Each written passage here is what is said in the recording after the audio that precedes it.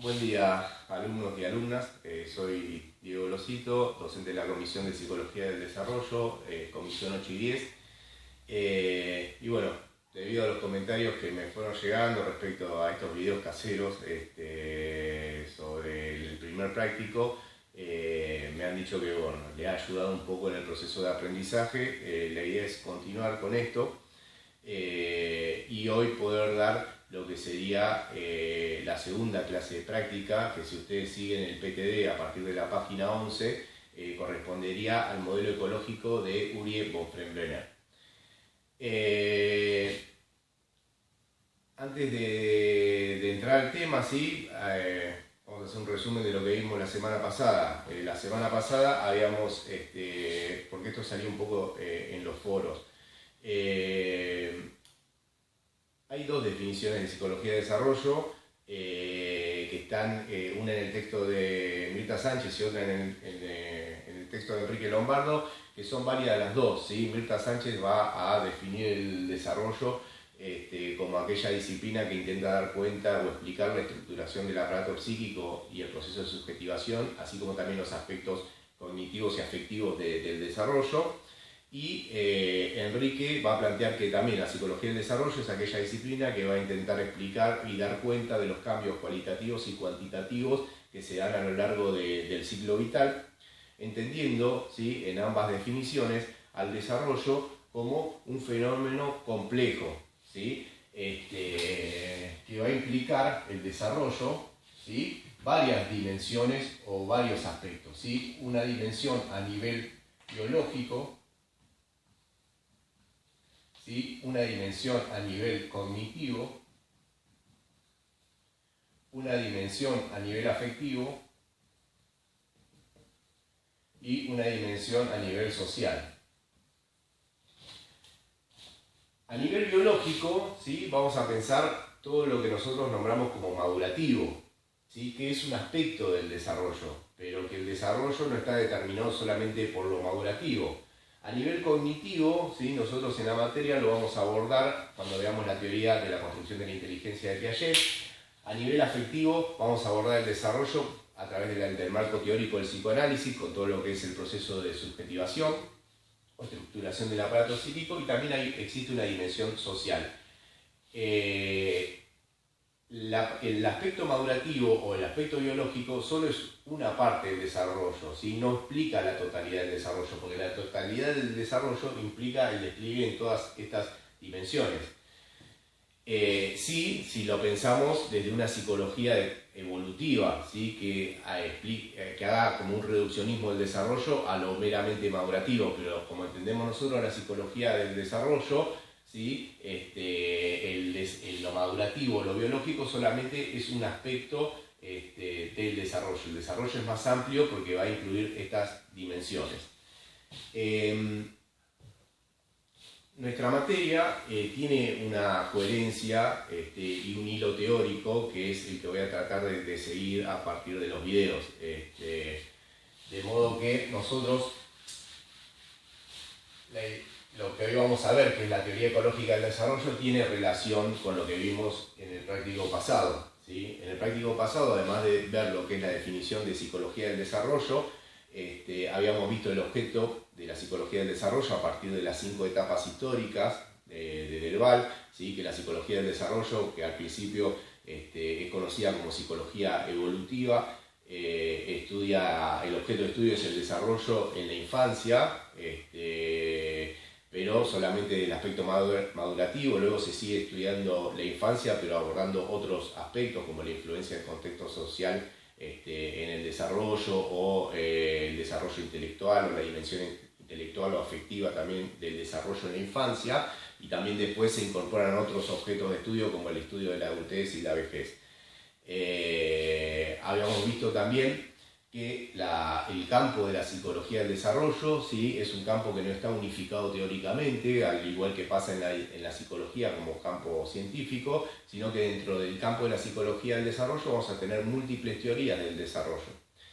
Y que esa teoría del desarrollo, o una forma de ordenar el campo teórico de la psicología del desarrollo, era a partir de dos paradigmas. El paradigma positivista y la perspectiva dialéctica, y que las teorías del desarrollo, más allá de las diferencias que puedan tener unas con otras, las podíamos ubicar dentro de el paradigma positivista, como lo señala Mirta, o dentro de lo que sería la perspectiva dialéctica.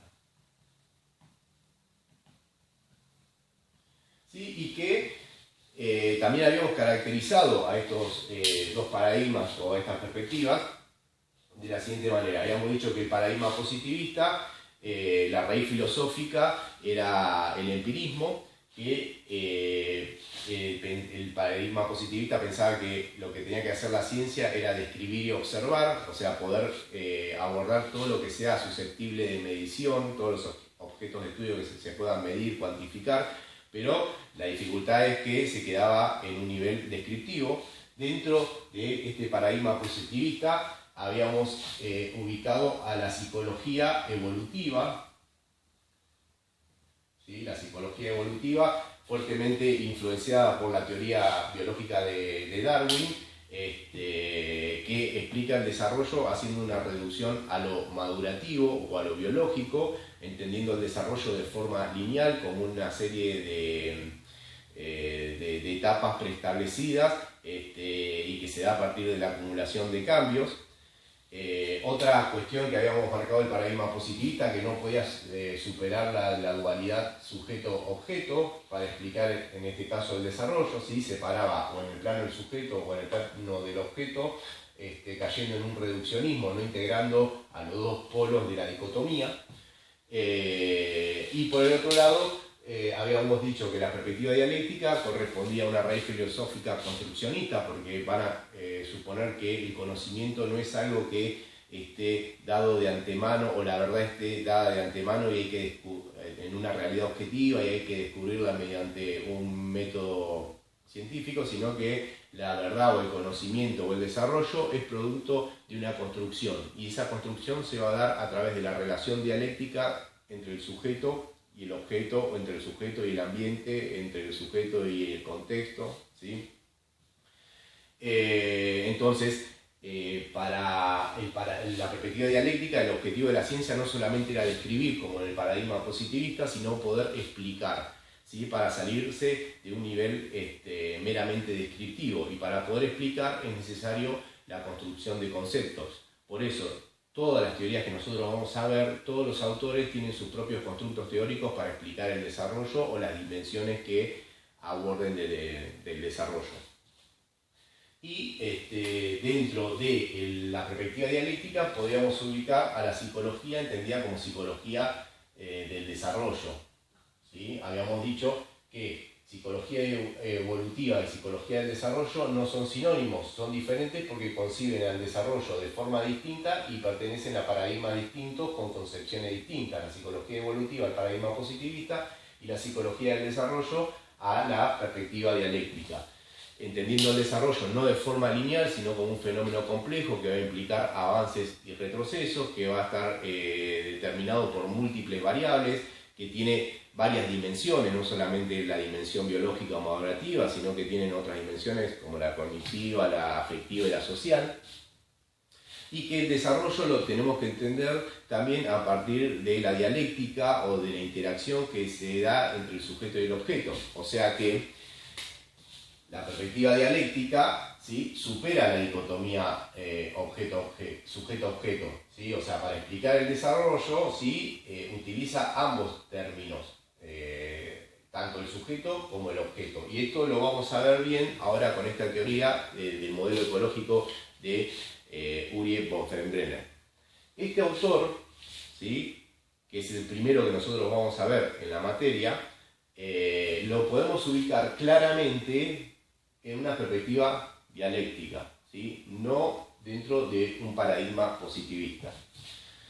Ahora vamos a ir estableciendo las relaciones entre la teoría ecológica o el modelo ecológico del desarrollo y la perspectiva dialéctica.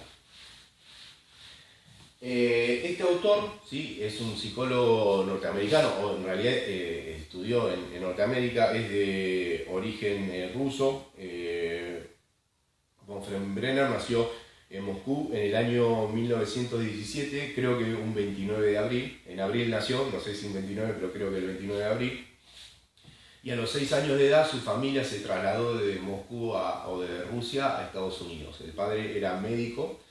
Él en Estados Unidos estudió psicología, trabajó como psicólogo en la Segunda Guerra Mundial, y luego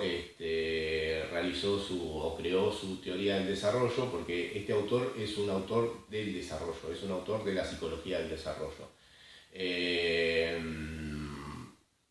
Que ahora vamos a ver en qué aspectos hace hincapié el desarrollo.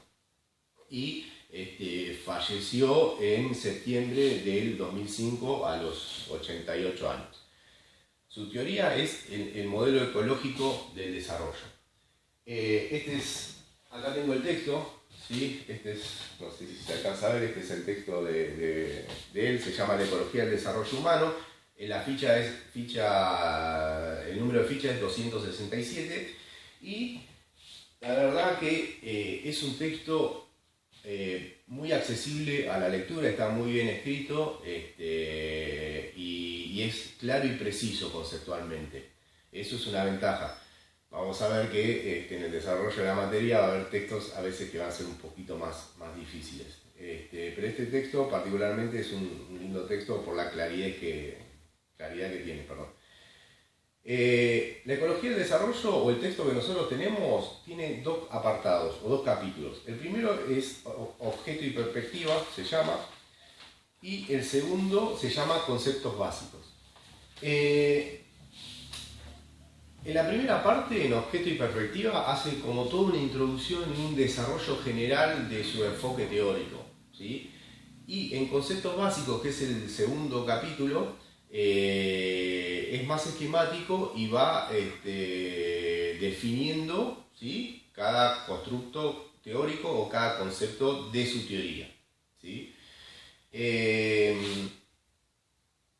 Vamos a empezar primero definiendo o trabajando un poco cómo él define el modelo ecológico del desarrollo, o qué es la psicología del desarrollo para él, o el enfoque ecológico. Él lo define en estas palabras: es el estudio científico de la progresiva y mutua acomodación entre un sujeto activo en desarrollo y las propiedades cambiantes de su ambiente inmediato y también de ambientes más amplios.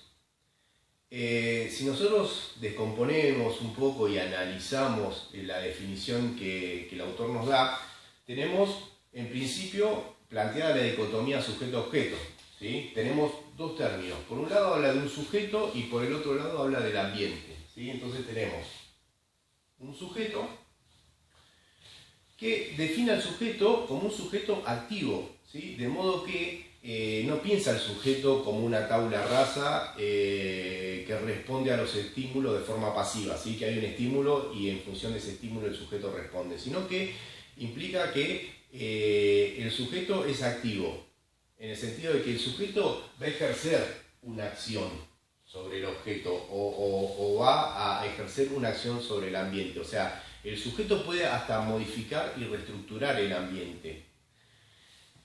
Y por el otro lado, también desde el lado del objeto, ¿sí?, va a hablar de el ambiente, ¿sí?, el ambiente ecológico. Entonces, también el sujeto es un sujeto dinámico, porque es un sujeto activo. Y también en la definición habla sobre la interacción mutua o la progresiva acomodación entre un sujeto activo y las propiedades cambiantes de su ambiente. O sea, el ambiente también lo concibe de forma dinámica, ¿sí? Los contextos son dinámicos, no son estáticos, los contextos van cambiando, y como los contextos o los ambientes van cambiando, obliga a que el sujeto tenga que acomodarse a esos cambios, ¿sí? Pensemos, por ejemplo, un sistema, la familia, ¿sí? Una familia a lo largo del tiempo, ¿sí?, es un ambiente o un sistema que se va modificando, que va cambiando, ¿sí? No sé, por acontecimientos o por cuestiones del desarrollo, ¿sí? No sé, para un niño en una familia, no sé, le puede pasar que sus padres se separen, ¿sí? Entonces eso es un cambio en el contexto en donde el niño se va a tener que adaptar a ese contexto cambiante o ese ambiente cambiante. O también el crecimiento de los hijos, ¿sí? Entonces no es lo mismo criar a un niño en edad, en primera infancia, a los 3, 4 años, que criar a un adolescente, ¿sí? Los contextos, ¿sí? En donde el sujeto participa, o los ambientes en donde un sujeto participa, tienen su dinamismo, son cambiantes. Entonces por eso obliga a que también el sujeto tenga que acomodarse activamente, no pasivamente, sino activamente a los cambios del ambiente. Entonces acá vamos a poner, hay una relación sujeto-objeto. Lo podemos llevar a esta teoría, la dicotomía sujeto-objeto la podemos llevar a esta teoría en términos de sujeto, ambiente ecológico. ¿Sí? Porque el autor habla del ambiente ecológico. ¿Sí? Y va a decir que la psicología del desarrollo, para él, digamos, va a estudiar la progresiva y mutua acomodación. O sea que va a estudiar la psicología del desarrollo, la interacción entre el sujeto y el ambiente. ¿Sí? Hay una íntima y múltiple interacción del sujeto con el objeto. ¿Sí? El sujeto va a ejercer acción sobre el ambiente hasta también poder modificarlo, el ambiente, o modificar ciertas propiedades del ambiente, pero también el ambiente, al modificarse por su propio dinamismo en el desarrollo, también va a modificar al sujeto. ¿Sí? Entonces, si lo llevamos a la perspectiva dialéctica, recuerden que la perspectiva dialéctica lograba superar la dicotomía sujeto-objeto, ¿sí? Integrando a los dos. Bueno, acá es lo mismo. ¿Sí? Y otra cuestión importante en relación al sujeto, además de ser un sujeto activo, ¿sí? Von Fenbrenner va a tomar a Lewin, ¿sí? Que es un autor de la psicología gestáltica, que va a decir que va a desarrollar, mejor dicho, que los hechos no afectan en sí al sujeto, sino tiene que ver con la percepción que el sujeto tiene de los hechos. ¿Sí? ¿Cómo sería esto? O sea, acá el autor va a decir las propiedades cambiantes del ambiente o los hechos que suceden en el ambiente van a afectar al sujeto, pero no el hecho en sí mismo, sino que depende de cómo el sujeto perciba el hecho. ¿Sí? O sea, pone el acento no en los hechos en sí mismos, sino en la percepción que las personas tienen de los acontecimientos. Ustedes sabrán que, por ejemplo, dos personas que pasan por la misma situación pueden reaccionar de forma diferente. Y la situación es la misma. ¿Por qué reaccionan de forma diferente? Porque perciben a la situación de forma diferente. ¿Sí? Perciben la situación, interpretan la situación de forma diferente. Por ejemplo, no sé, una persona que trabaja en una determinada empresa y le hacen un traslado, ¿sí? Y tiene que ir a otra parte de la empresa a trabajar o a otro sector, ese hecho lo puede vivenciar como una tragedia, ¿sí? Que no va a poder, se puede frustrar, hasta le puede afectar la salud psíquica. En cambio, otra persona, ante la misma situación, lo puede tomar como, no sé, una oportunidad, un desafío, ¿sí? Es la misma situación, pero la percepción varía, ¿sí? Y hace que la persona lo tomen de diferente manera. Entonces, además de concebir al sujeto como un sujeto activo que puede modificar el entorno, también tiene en cuenta, digamos, o ponen hincapié en la percepción que tiene el sujeto. Por eso, este autor más adelante va a decir que los cambios en el desarrollo se dan a nivel de la acción del sujeto, pero también a nivel de la percepción del sujeto. ¿Sí? Bien. Entonces, esto es lo que tenemos como planteado como primer definición de lo que sería, o cómo piensa el autor su enfoque ecológico, o la psicología del desarrollo, o el modelo ecológico del desarrollo. Esto nos lleva a otra definición, porque si decimos que es la mutua y recíproca interacción entre un sujeto y su ambiente ecológico, la próxima definición será, bueno, pensar qué es el ambiente ecológico para el autor, o cómo concibe el autor el ambiente ecológico. ¿Sí? ¿Cómo piensa el autor el ambiente ecológico?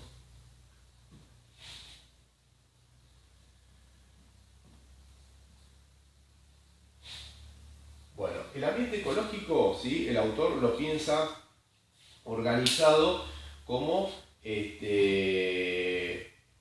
una serie de estructuras concéntricas, va a decir. Una serie de estructuras concéntricas, en donde un sistema está inserto dentro de otro sistema, como si fueran las muñecas rusas, que una entra dentro de la otra. Bueno, la estructura del ambiente ecológico para este autor, ¿sí? Es seriada y concéntrica, en donde va a haber un sistema dentro de otro sistema, ¿sí? Lo voy a hacer gráfico, no sé si me saldrá bien o se entenderá el concepto, pero el ambiente ecológico está el sujeto, ¿sí? Esto es una persona, ¿sí? Está el sujeto y va a decir, hay una serie de estructuras concéntricas que van a constituir la totalidad del ambiente ecológico. Entonces, hay una primera estructura, ¿sí? O un primer sistema, ¿sí? Que este autor, este sistema lo va a llamar microsistema. Luego hay otro sistema, ¿sí? Que va a abarcar al sujeto en situación o al sujeto dentro del microsistema, que es el mesosistema. Voy a poner de este lado. Mesosistema. Después hay otro sistema que va a abarcar a los anteriores, ¿sí? Es el exosistema. Exosistema. Y finalmente, el macrosistema.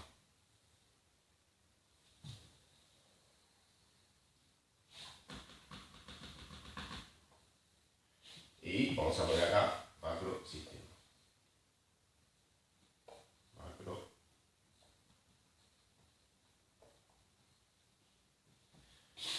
Entonces, en esa interrelación dialéctica entre el sujeto y el ambiente, o el ambiente ecológico, el autor va a entender el ambiente ecológico, ¿sí? Como una serie de estructuras concéntricas conformadas por distintos sistemas, ¿sí? El microsistema, el mesosistema, el exosistema y el macrosistema. Eso es como él concibe al ambiente, o cómo piensa el autor que está organizado el ambiente en el cual se desarrolla un sujeto, ¿sí? Esto nos lleva a las próximas definiciones, que son tratar de definir lo que es cada uno de estos sistemas, ¿sí? El micro, el meso, el exo y el macro. Voy a ir borrando esto. Bien, ¿qué dice en relación al microsistema? ¿O cómo está compuesto el microsistema? Bueno, el microsistema son aquellos contextos o ambientes en donde el sujeto participa activamente de esos ambientes, ¿sí? Donde establece relaciones cara a cara. Donde tiene un determinado rol, donde ejecuta un determinado rol, donde se dan las interacciones personales. O sea, ¿qué es esto de que ejecuta un determinado rol? Nosotros en los ambientes donde nos manejamos, podemos ejercer una acción sobre esos ambientes, tenemos relaciones interpersonales y relaciones cara a cara, también ocupamos determinados roles. ¿Qué es un rol? Un rol es un cierto posicionamiento, ¿sí? El ejercicio de un rol le da a uno una cierta posición en el ambiente, que hace que los demás lo perciban de determinada manera. O sea, el rol implica un conjunto de comportamientos que yo tengo que hacer desde el rol que ocupo, ¿sí? Y los demás van a tener expectativas que yo cumpla con esos comportamientos. A ver, yo en este caso, un microambiente mío es la facultad, ¿sí? Y mi rol, yo en ese ambiente ocupo un rol, que es el rol docente, ¿sí? Y yo como docente me tengo que comportar de determinada manera, y ustedes están esperando que yo me comporte de determinada manera, por lo menos que no sé, define un concepto. Si yo prendiera este video y me quedara mudo, ustedes dirían, está loco, ¿qué está haciendo? No está a la altura del rol o no está haciendo lo que se espera de él, que es que dé clase o que defina más o menos un concepto, que es lo que estoy tratando de hacer. Entonces, en estos microsistemas, ¿sí? El sujeto tiene un rol específico, ¿sí? El rol va a determinar la forma en que yo tengo que actuar, ¿sí? Y también lo que los demás esperan de mí, y va también a influir en la autopercepción mía, porque si yo me tengo que definir, bueno, me puedo definir como docente, ¿sí? Ustedes también, en este momento, uno de sus microsistemas es la facultad o el aula, ¿sí? En donde establecen relaciones cara a cara con otros, relaciones interpersonales, y tienen un rol, que es el rol de estudiante, y también se espera de ustedes determinados comportamientos, ¿sí? O yo tengo cierta expectativa de que ustedes se comporten de determinada manera. Entonces, el microsistema, ¿sí? Es el ambiente más próximo, más inmediato, donde el sujeto establece relaciones cara a cara, ¿sí? Y uno, en la vida, va participando de diferentes microsistemas, ¿sí? O sea, en mi caso yo puedo participar de mi microsistema familiar, en donde voy a tener un rol de padre, un cierto posicionamiento en ese sistema. Otro microsistema es la facultad, otro microsistema es mi ambiente laboral, donde tengo un rol profesional, y así sucesivamente, digamos. Un sujeto a lo largo de su desarrollo va participando de diferentes microsistemas, ¿sí? La idea es que, lo esperable es que en el devenir del desarrollo uno vaya como ingresando a diferentes microsistemas. Un bebé al comienzo, su único microsistema es la familia, pero después va creciendo, se hace niño y ingresa a otro microsistema que es la escuela primaria, supónganse, y después los padres deciden que vaya a natación, entonces ingresa a otro microsistema que es el club, ¿sí? Entonces el sujeto va ingresando y participando de diferentes microsistemas, ¿sí? Y eso nos lleva a la segunda definición, que es un mesosistema, ¿sí? Ya definimos lo que es el microsistema. El mesosistema, ¿sí? Tiene relación con lo que dije anteriormente. Si nosotros tenemos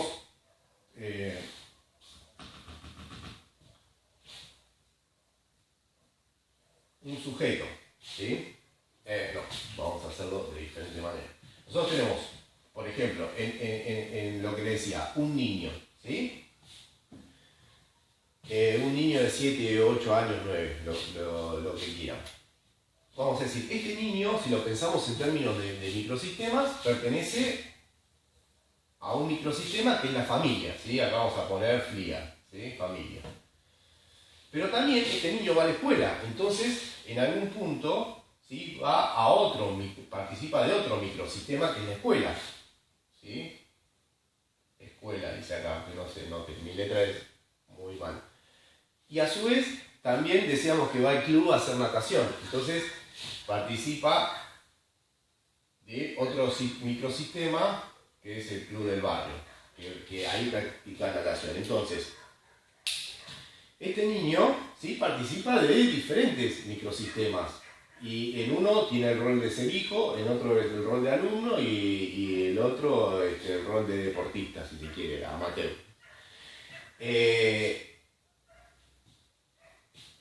El mesosistema es el conjunto de microsistemas en donde el sujeto participa. O sea, que todo esto, en este caso particular, formaría el mesosistema de este niño, ¿sí? Vamos a poner mesosistema. ¿Se entiende? O sea, el mesosistema, vuelvo a repetirlo, implica la cantidad o la totalidad de los microsistemas en donde participa el sujeto. Esta teoría del desarrollo no va a hacer hincapié, digamos, en estudiar al sujeto aislado de su contexto, en un contexto artificial de laboratorio, sino que es una teoría contextual dialéctica, es una teoría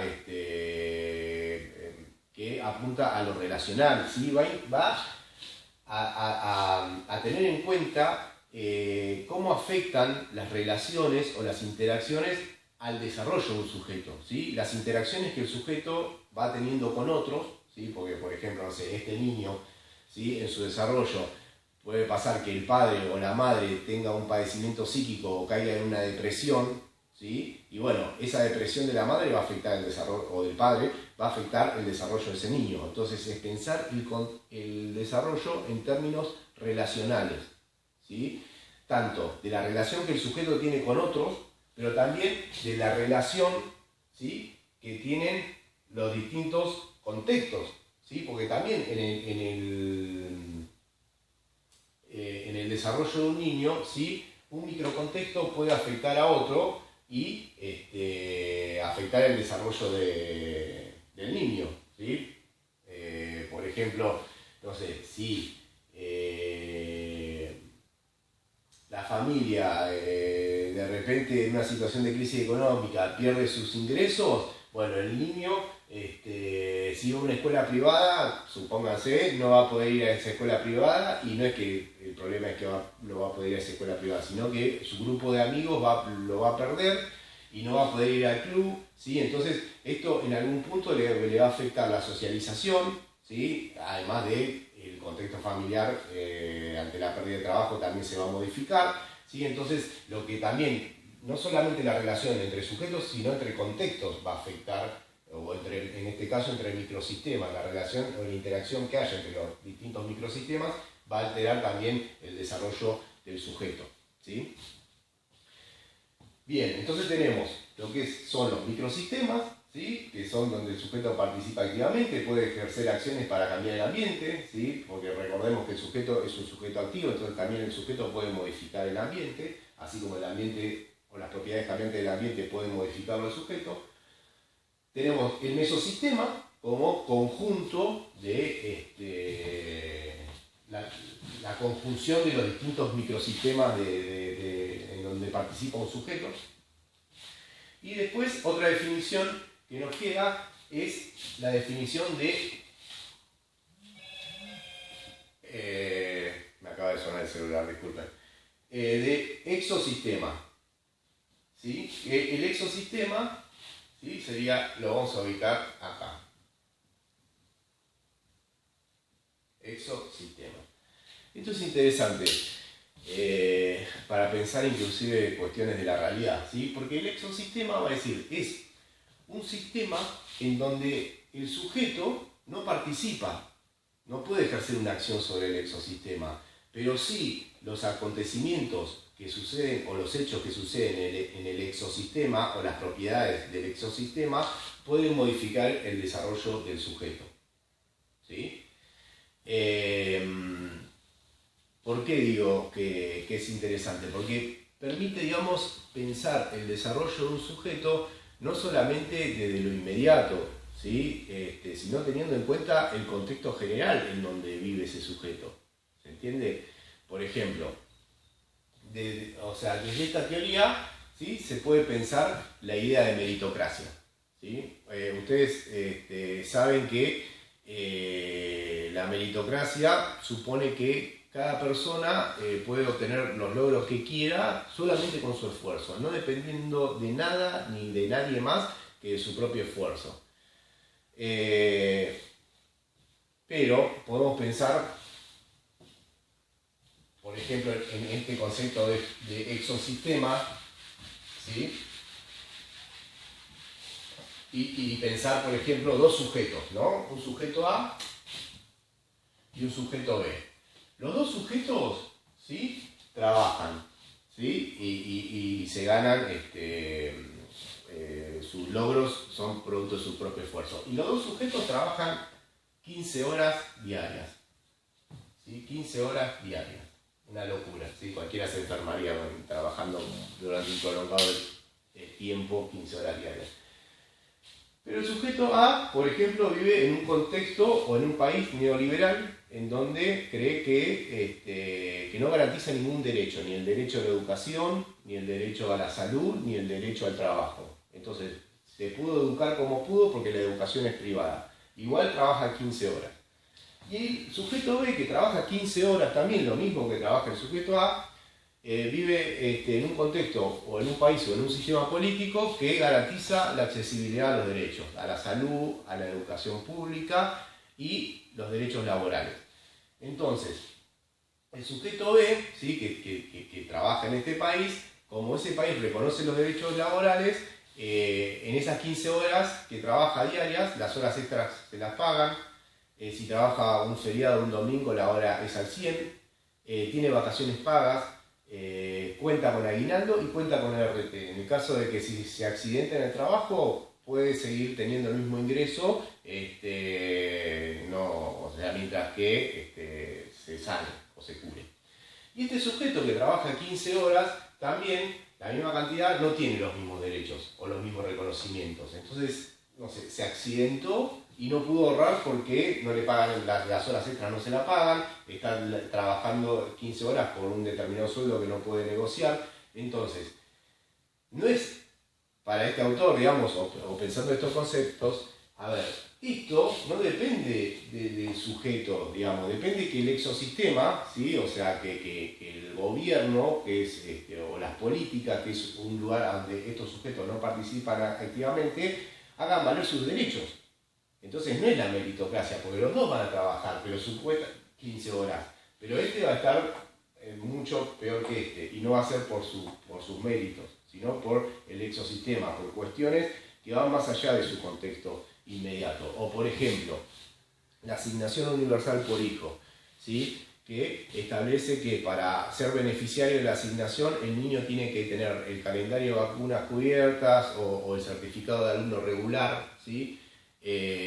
Bueno, eso hace que el niño, digamos, pueda acceder a la escuela, a la salud, ¿sí? Para ser beneficiario de la asignación universal por hijo. El niño es el beneficiario porque un niño que va a la escuela, ¿sí? En comparación con otro, y va a influir sobre su desarrollo, ¿sí? Porque la escuela influye sobre el desarrollo intelectual y cognitivo de un niño y también sobre lo social, ¿sí? Porque el niño interactúa con pares de su edad. Entonces el niño no decide que haya una asignación universal por hijo, porque eso es una decisión que se toma en un exosistema para el niño, en un sistema en donde el niño no participa, pero esa decisión, ¿sí? O ese hecho influye directamente sobre el desarrollo del sujeto, ¿sí?